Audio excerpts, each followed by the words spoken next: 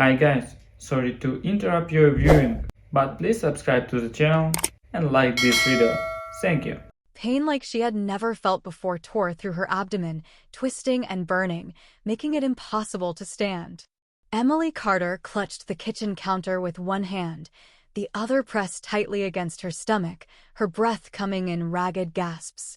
The twins, Oliver and Mia, sat in their high chairs, giggling between bites of applesauce, blissfully unaware that their mother was barely staying upright.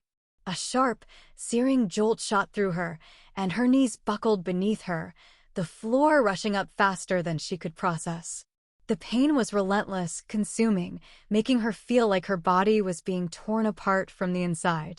Her vision blurred, cold sweat dampened her forehead, and she barely managed to reach for her phone, her trembling fingers finding her mother's contact. She pressed the call button, praying they would pick up quickly because she knew she didn't have much time before she passed out. It rang once, twice. Then her mother's familiar voice, calm and slightly annoyed, filled her ear. "Emily, honey, what is it?" Emily tried to swallow back the fear and desperation clawing at her throat. "Mom, I need you and Dad to come now. Something's wrong. I'm in so much pain, I can't." A sharp cry tore from her lips as another wave of agony crashed through her body. A long sigh came through the receiver. "Emily, you always do this. What now?" Her head spun, and she fought against the darkness creeping at the edges of her vision. "I think it's serious. I need to go to the hospital, but I can't leave Oliver and Mia alone." There was a pause.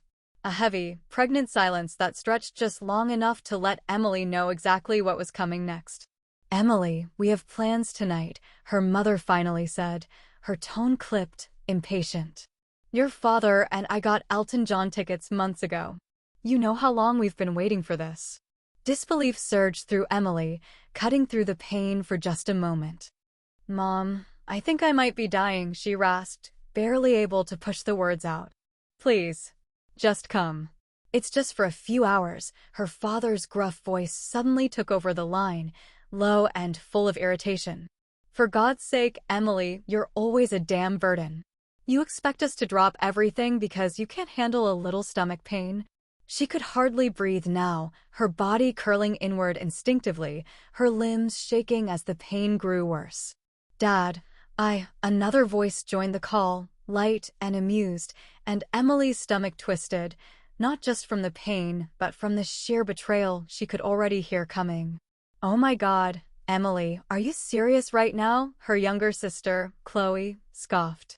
"Mom and Dad deserve a night out. You're always so dramatic."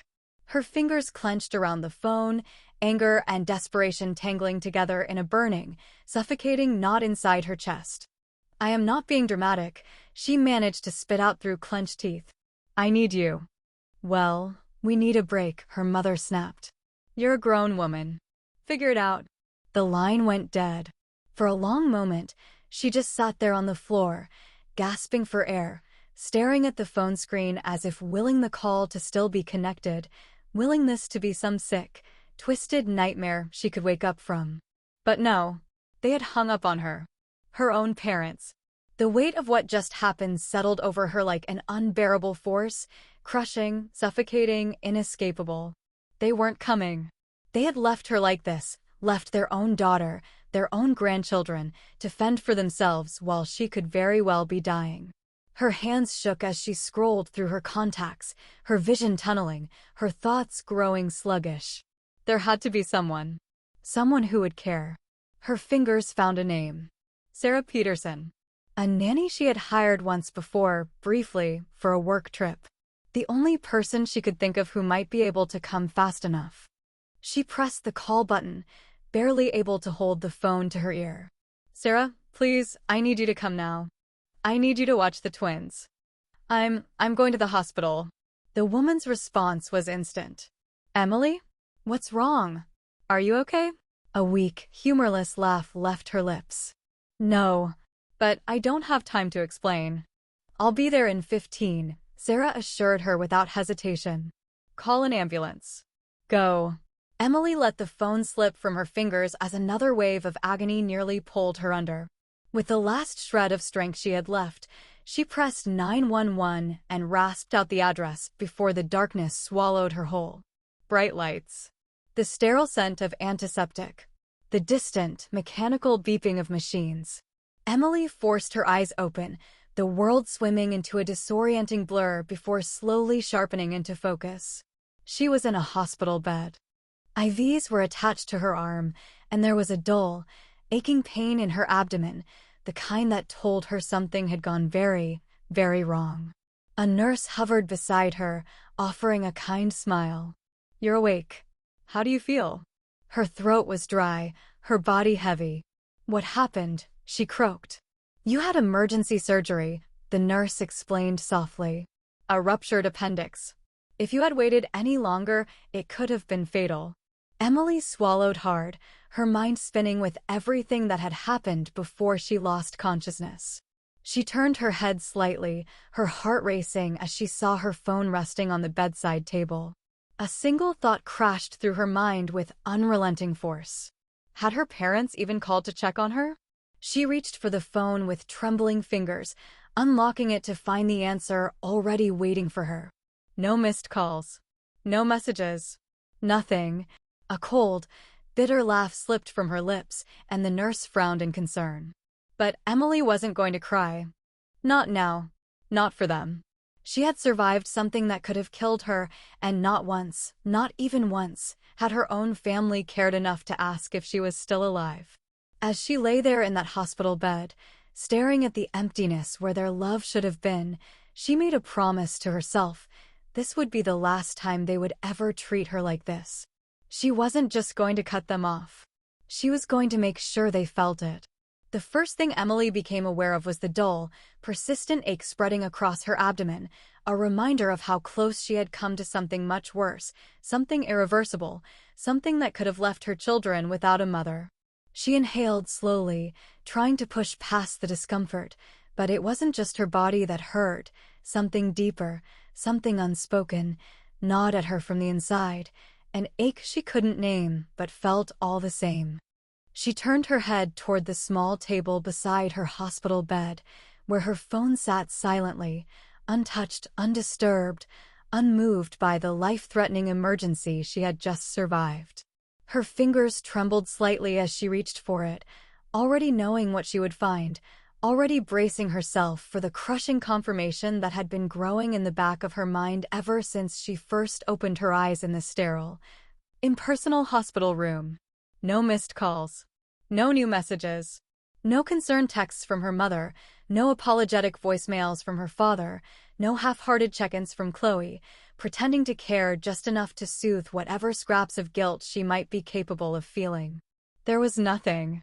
A sharp, bitter laugh bubbled up in her throat, one that sounded foreign even to her own ears, one that carried no humor, only exhaustion, only disbelief, only the remnants of something raw and unhealed. She wasn't surprised, not really, but the reality of it still burned, still settled deep in her bones like a truth too heavy to carry. They hadn't even cared enough to ask if she was alive. Her grip on the phone tightened as she forced herself to swallow the anger rising in her chest, pushing it down, down, down, until all that remained was a cold, steady resolve, something sharper, something clearer than anything she had ever felt before. She had spent her entire life trying to be good enough for them, trying to be the daughter they wanted, the sister they tolerated, the safety net they relied on whenever things got difficult.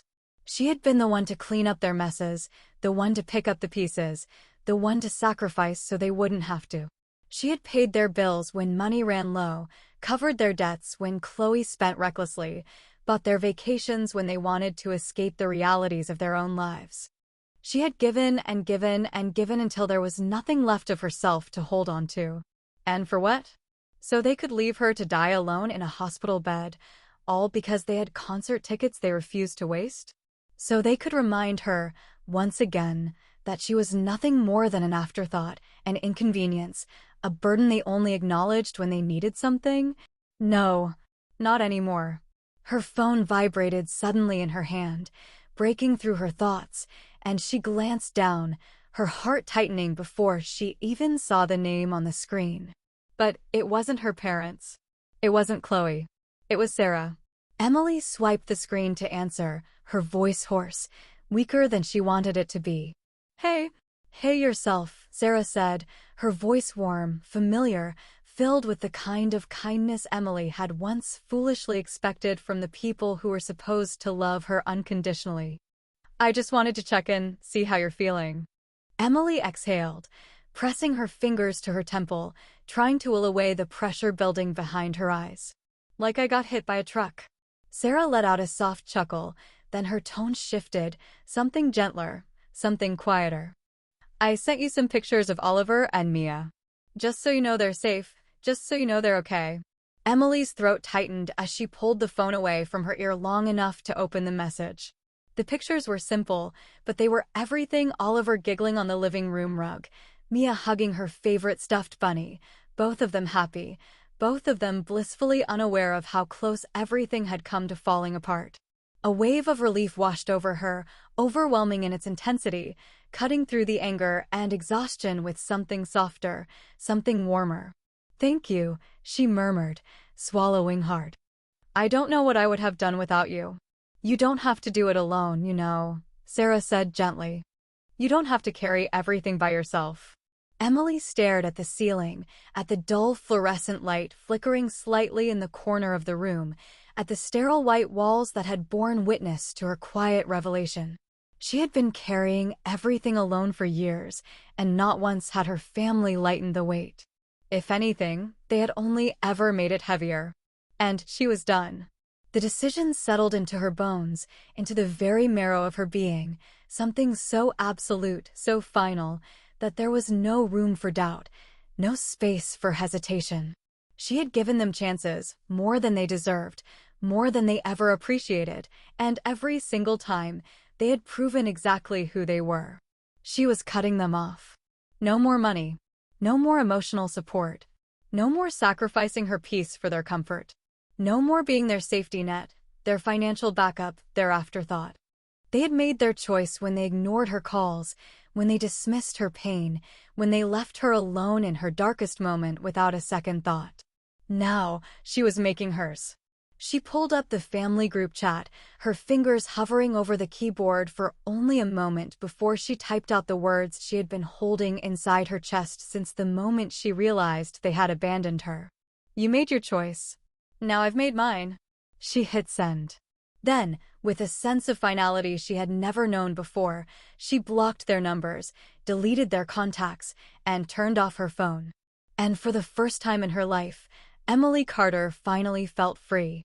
The silence stretched on longer than Emily expected, a heavy, suffocating absence that almost felt like peace, though she knew better than to believe it would last. 3 days passed without a single call, a single text, a single attempt at even pretending to care about whether she had survived the surgery or not. She spent those days recovering at home, resting when she could, caring for the twins when her body allowed it, and adjusting to the strange, unfamiliar quiet that came with knowing she no longer owed anything to the people who had drained her for years. She had expected some kind of reaction, had braced herself for the inevitable outrage, the guilt-tripping, the manipulative attempts to reel her back in, but as the days passed without a word from them, she started to wonder if maybe, just maybe, they had finally accepted what she had told them. Maybe they had finally realized she was done, that there was no undoing the damage they had caused, no fixing what had been irreparably broken between them.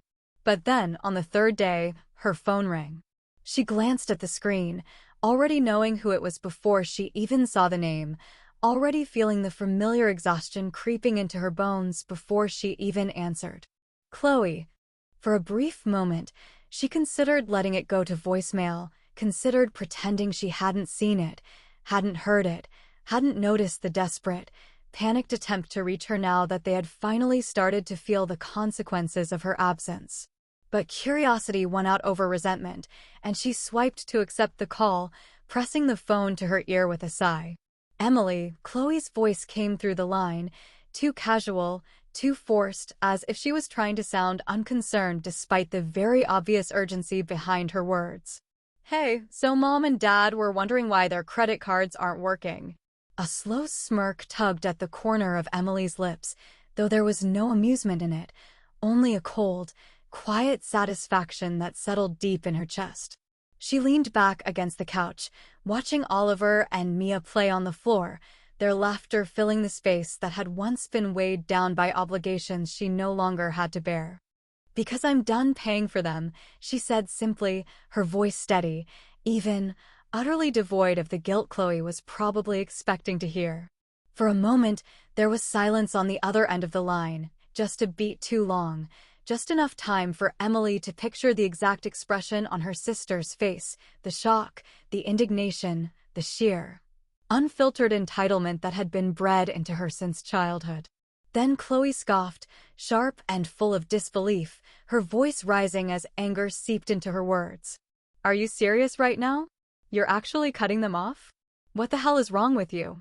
Emily exhaled slowly, rolling her shoulders back, letting the weight of Chloe's outrage roll right off her like water off a stone. "What's wrong with me?" she repeated, tilting her head slightly as if she was genuinely considering the question, as if the answer wasn't already glaringly obvious. "What's wrong with me is that I almost died 3 days ago, and not one of you could be bothered to check if I made it out of surgery alive. What's wrong with me is that I spent years funding their lifestyle while they treated me like a backup plan, a walking wallet, a safety net they never once appreciated. What's wrong with me is that I finally decided I'm worth more than that." Chloe let out a humorless laugh, the kind that held no real amusement, only sheer disbelief that Emily had finally dared to do something for herself. "Jesus Christ, Emily, you're acting like we abandoned you on the side of the road. You're always so dramatic." Emily's jaw tightened, her fingers curling into the fabric of the couch as she forced herself to breathe through the anger threatening to surface. "Dramatic," she echoed, her voice quieter now, colder, sharper, like a blade pressing against a wound. "I begged Mom and Dad to watch my kids while I was being rushed into emergency surgery, and they told me I was a burden. They had tickets to a damn concert, Chloe, and they decided that was more important than whether or not I lived or died. And you laughed. You called me dramatic. So tell me, what exactly do I owe any of you?" Silence. For the first time in their entire conversation, Chloe had nothing to say, no excuses, no justifications, no weak attempts at spinning the narrative in her favor. Emily could almost hear the gears turning in her sister's head, the slow realization sinking in that this wasn't like the other times, that there would be no sweeping this under the rug, no convincing Emily to change her mind, no playing the victim until she inevitably caved. But then, just as quickly as the silence had settled, Chloe's voice came back, angrier now, more desperate, more frantic. "Mom and Dad are going to lose everything if you don't help them. Do you even care about that? Do you even care what happens to them?" Emily closed her eyes for a brief moment, exhaling through her nose before opening them again, her gaze settling on her children, on the two little humans who needed her more than anyone ever had, more than her parents ever would. "No," she said simply, without hesitation, without regret, without guilt. "I don't." She ended the call before Chloe could respond.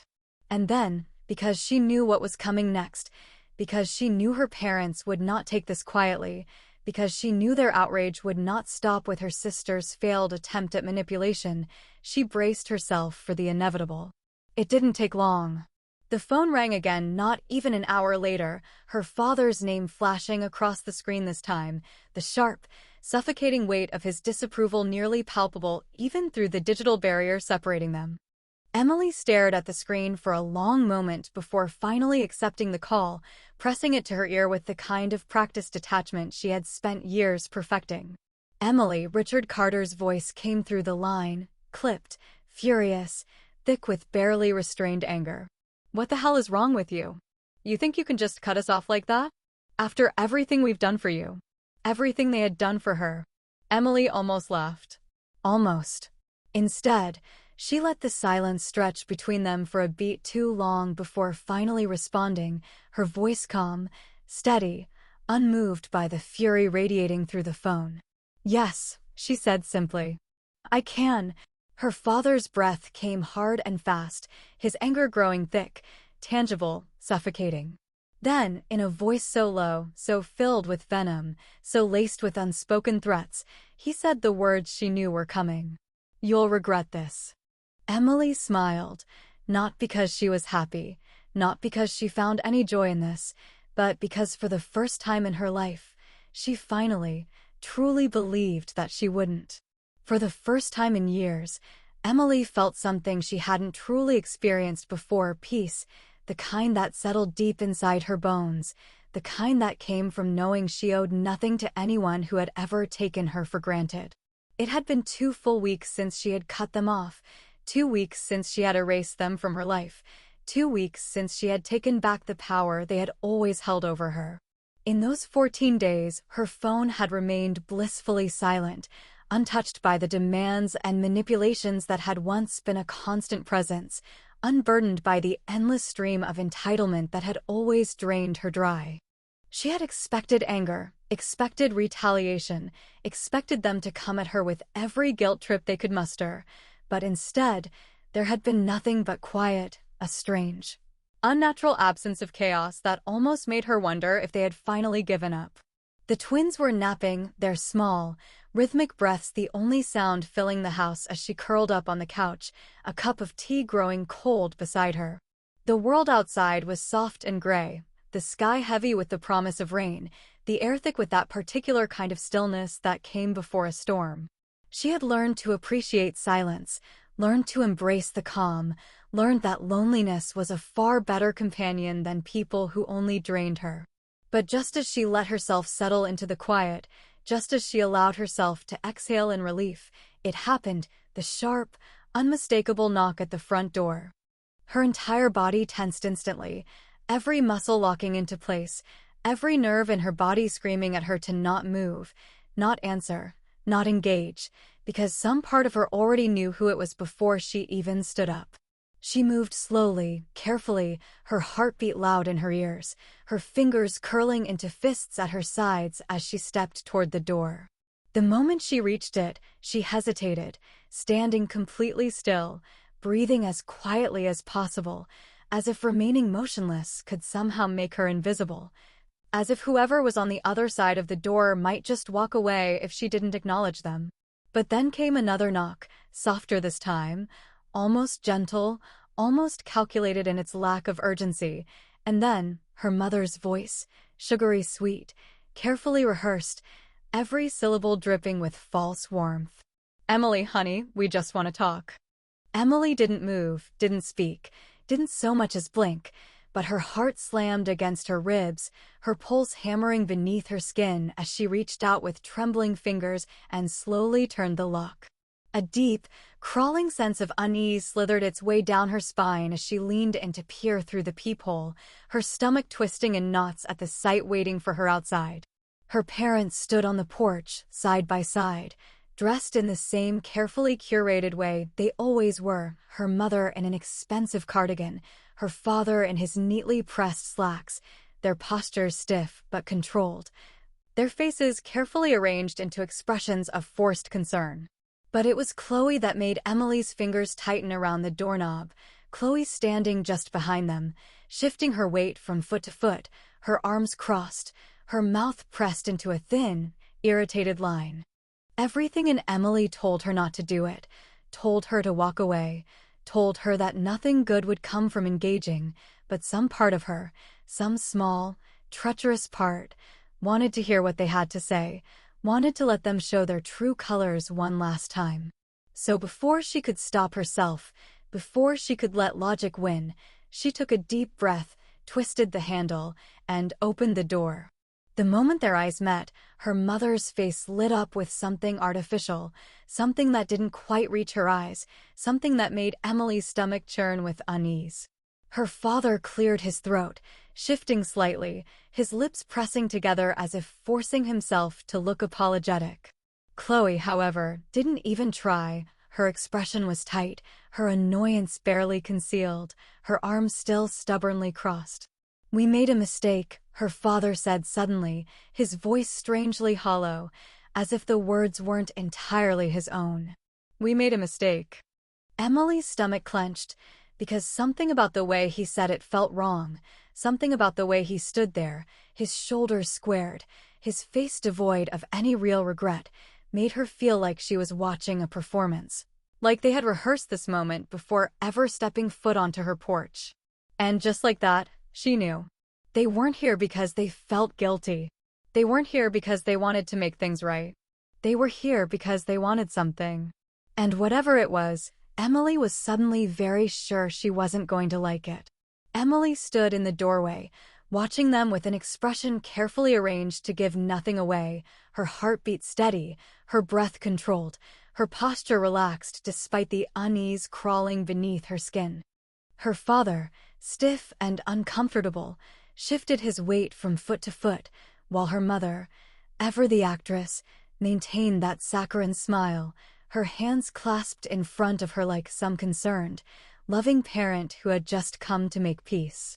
Chloe, predictably, looked bored, her arms still crossed, her mouth pressed into a thin line, as if she had somewhere better to be and was simply enduring this moment rather than participating in it. The apology had been quick, mechanical, rehearsed to the point that it barely held any weight, and Emily had nodded along, letting them speak, letting them tell her how much they regretted their behavior, how deeply they felt for what they had done, how much they had missed her in these last 2 weeks. She allowed them to sit at her kitchen table, allowed them to drink the coffee she brewed, allowed them to settle in just enough to start believing that maybe, just maybe, she was actually buying the lie they were selling. She stirred her own coffee absently, watching the steam curl in the air as she listened, letting them drone on about how they had been wrong, how they had acted selfishly, how they had seen the error of their ways and only wanted to fix things.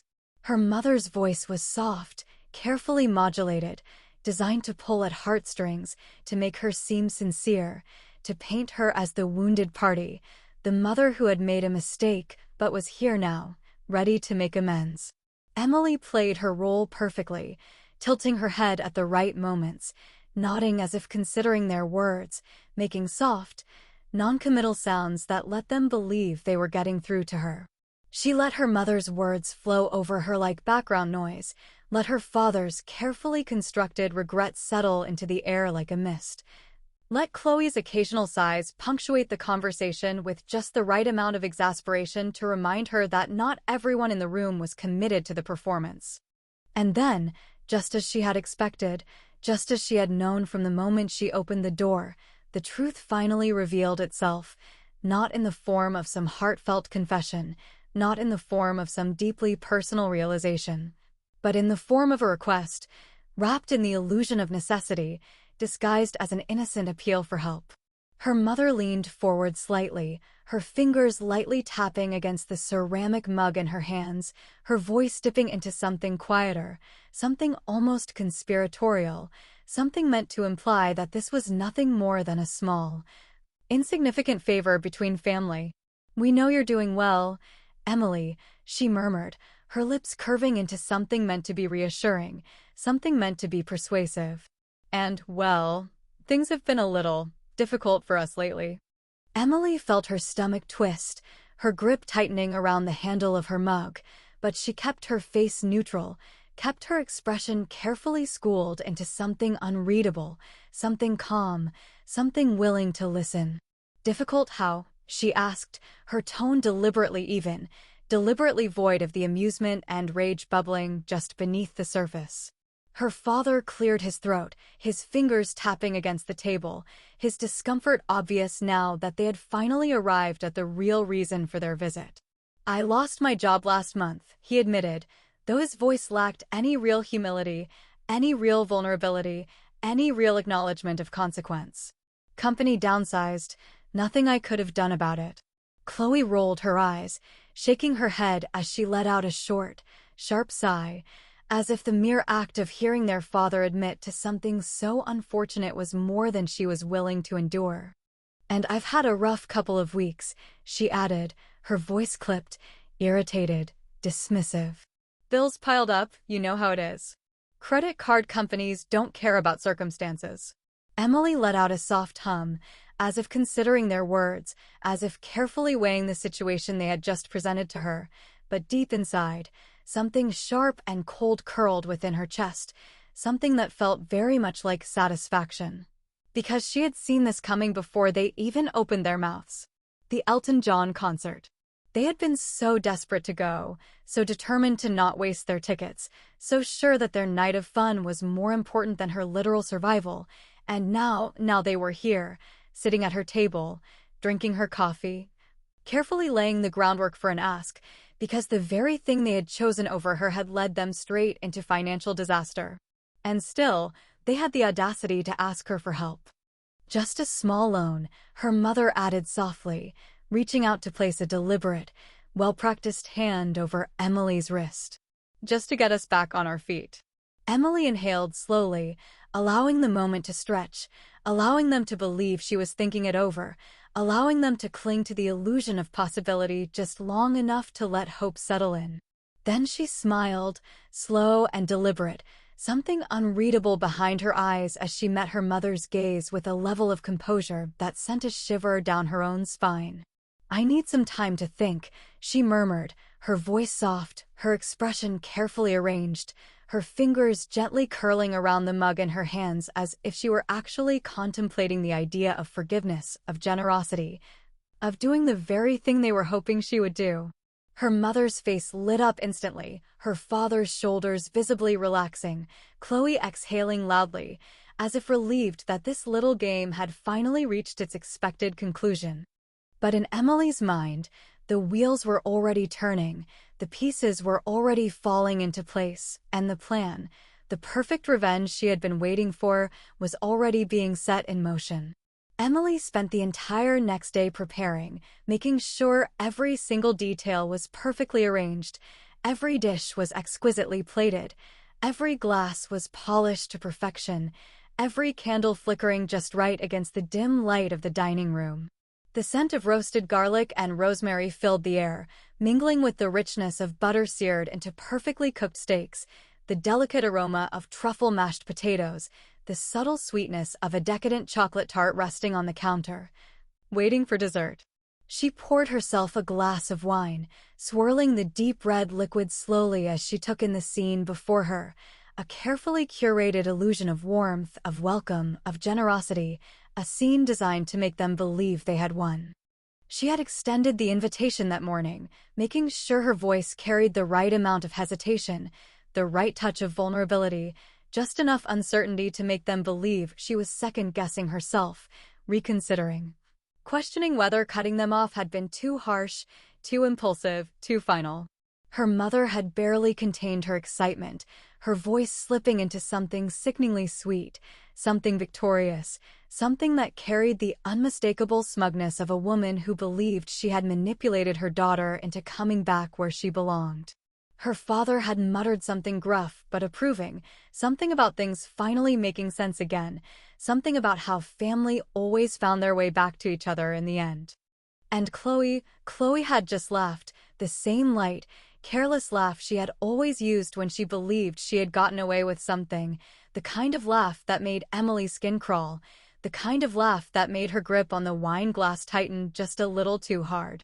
Now, as the doorbell rang, as their voices filled the hallway, as they stepped inside with their familiar, self-satisfied smiles, she greeted them with open arms, letting them believe the lie, letting them soak in the false comfort of thinking she had finally come to her senses. She poured them wine, the expensive kind she knew they would never have bought for themselves, the kind that made them feel important, sophisticated, worthy of indulgence. She let them compliment the meal, let them heap praise upon her cooking, let them savor every last bite as they laughed, as they reminisced, as they let themselves settle back into the roles they had always played, the ones where she was the giver, the provider. The daughter who could be relied upon to fix things, to smooth things over, to shoulder the weight of their recklessness. And then, just as their glasses were refilled, just as their plates had been wiped clean, just as they were leaning back in their chairs, comfortably full and blissfully unaware of the storm brewing beneath the surface, she finally let the moment stretch long enough to make them uneasy.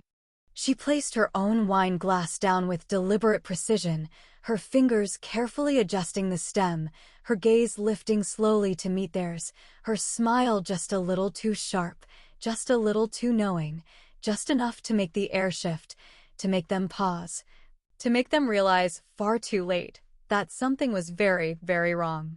So, she said, her voice light, almost conversational, almost amused. You need money. The words hung between them for a second, just long enough for their expressions to shift, for the easy laughter to falter, for the tension to creep in at the edges of their carefully crafted personas. Her mother was the first to speak, quick to recover, quick to soften, quick to lean forward with that practiced look of concern. Emily, sweetheart, it's not like that. Things have been hard, you know that, and you want money. Emily interrupted, her tone still pleasant, still even, still betraying nothing. Here's an idea, get jobs. Silence.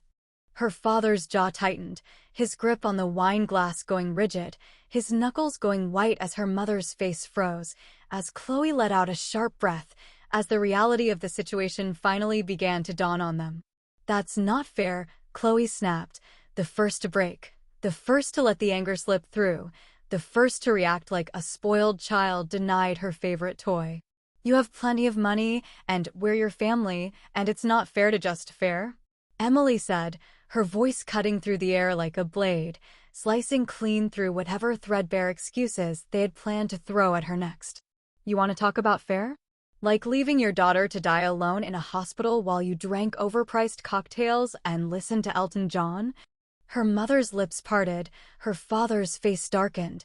Chloe let out another breathless sound of outrage, but Emily didn't stop, didn't let them speak, didn't let them have a single second longer to try and twist the narrative back in their favor. I called you, she continued, her voice rising now, the years of resentment, of exhaustion, of betrayal thick in her throat, heavy in her chest, hot beneath her skin. I begged you. I told you I was in pain. I told you I needed help. And what did you say? She turned her gaze on her mother, pinning her in place, daring her to answer, daring her to try and justify what she had done. You told me you had plans. You told me to figure it out. She turned to Chloe next, watching the color drain from her face, watching the irritation flicker into something else, something close to panic. You laughed. She pushed back from the table, the chair scraping against the hardwood floor as she stood, as she leveled them all with the same cold, unwavering stare. You didn't just lose my money. You lost me. Her father was the first to react, slamming his glass down hard enough to spill the wine, his anger sharp and raw. You'll regret this, he growled, his voice low, his eyes burning with the same fury he had always used to control her, to make her fall back in line, to make her believe she owed him something. But this time, she just smiled. No, she said simply, her voice steady, unwavering, absolute. I won't. She walked to the front door, pulling it open, waiting as they sat frozen, waiting as they realized, finally, fully, completely, that they had lost. One by one, they stood, their silence heavier than any insult, heavier than any threat, heavier than any final attempt to manipulate her into giving in. And then, just like that, they were gone. Months later, when Chloe showed up at her office, when she stood in the doorway looking pale and desperate, when she whispered, I need help. I have nowhere else to go, Emily didn't hesitate. She didn't argue. She didn't gloat. She didn't even speak. She just turned around and walked away. Because some people don't deserve second chances.